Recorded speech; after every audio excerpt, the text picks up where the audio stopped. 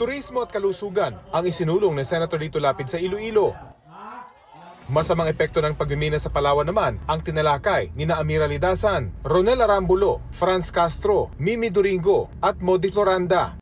Dagdag trabaho at abot kayang pabahay ang itinutulak ni Manny Pacquiao sa Cavite. Seguridad sa pagkain ang nais pagtibayin ni Kiko Pangilinan sa Panay Island.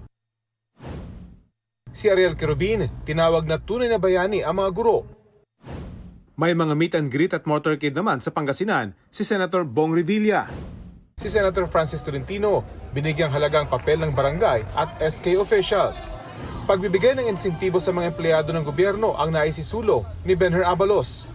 Abot kayang modernisasyon para sa tricycle drivers ang itinutulak ni Bam Aquino.